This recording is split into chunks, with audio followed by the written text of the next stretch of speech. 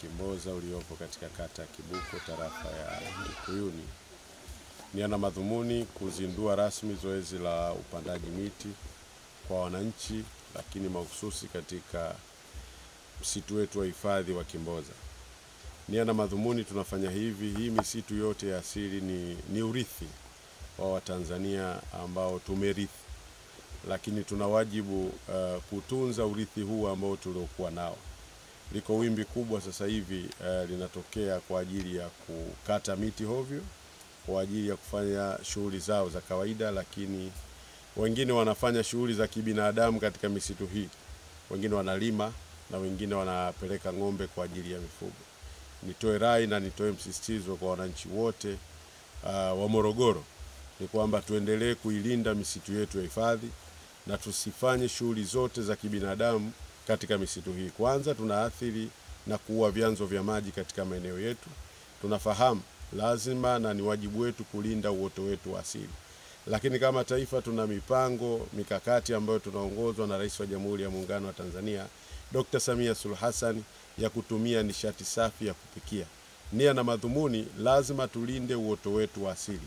Kumekuwa na changamoto kubwa katika wilaya yetu ya Morogoro ya watu kuchoma moto kipindi ambacho wanaandaa mashamba.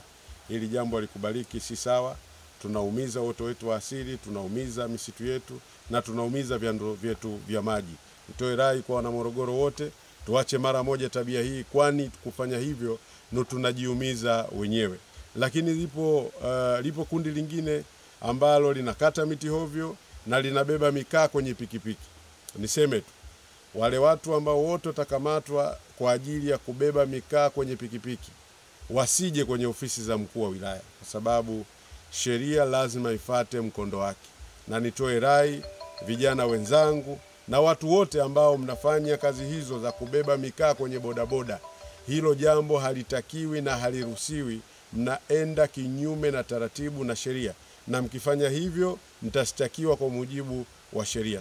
Dr. Charles Kilawe kutoka Chuo cha Sokoine cha Kilimo, na pia ni mkuu wa mradi wa urejeshaji mazingira. Kazi tunayofanya ni kuotesha miti maeneo yaliyoharibiwa sana, na maeneo yanaharibiwa namba 1 kwa moto, namba 2 watu kukata miti hovyo, namba 3 kuna miti vamizi aina ya misederea. Miti hii tunafanya kazi ya kuichonga na kuiua hapo ilipo. Ukiukata tu unachipua sana, hawezi lakini pia ukiukata ukianguka unatengeneza gap kubwa ambapo ni uharibifu. Kwa tuna uharibu kiwa hapo ulipo, hasa kabla haujatoa maua. Mti wa msederea ni mti mchoyo sana, unaharibu miti yetu adimu, miti adimu kama miti ya kahawa ya Kimboza, Coffea kimbozensis, na miti adimu kama Kola kimbozensis, Turea kimbozensis, na mti ambao unaitwa mkongepori Pandanus rabaiensis, ambako unaweza ukaiona hapa. Huo ni mti ambao ni makazi ya mjusi anayepatikana hapa tu. Ndugu waandishi, hayo ndo mkongepori. Mkongepori ndiko wanakoishi hao mjusi. Watu wanatoka duniani kote kuja Tanzania kwa ajili ya kuja kuwaona, lakini pia pande muhimu kwa ajili ya bioanuwai. Kwa hiyo tunashirikiana na serikali na wadau wengine tuoteshe misederea mbali na hifadhi. Ndani ya hifadhi tuitoe kwa sababu sio miti rafiki sana. DC leo ametoa matamko mazuri sana ya kusisitiza sheria ya uhifadhi, ikiwa ni pamoja na katazo la usafirishaji wa mazao ya misitu kiholela.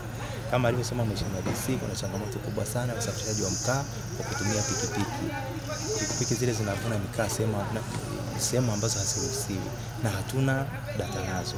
Kwa hiyo ile ni changamoto, kwa sababu maeneo ambayo tunafanya uvunaji na maeneo ambayo yameratibiwa na yamefanywa inventory, kwa maana yamefanywa mipango ya uvunaji.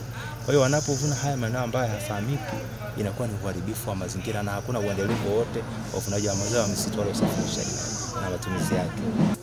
Msitu huu unaitwa kwa jina ni Kimboza. Kimboza manake msitu una miti mingi. Kwa hiyo mwananchi anapopata shida, akiingia humu ndani ya Kimboza, shida yake inapooza. Yaani anakata shida yake. Kwa mfano chakula, dawa na vitu vinginevyo. Pale zamani walikuwa wanakata miti ovyo kabla hatujapata elimu. Kwa hiyo mtu akitaka kujenga mjengo anaenda kukata pia pale. Lakini kisha kupata elimu kutokana na msitu huu wa Kimboza, sasa hivi tunazuiliwa tusikate miti, isipokuwa tutunze miti na kupanda miti kwa faida yetu ya hali ya hewa na mambo mengine mengi. Naitwa Miriam Moshoma, ni mwanafunzi wa shahada ya kwanza ya misitu kutoka Chuo Kikuu cha Sokoine.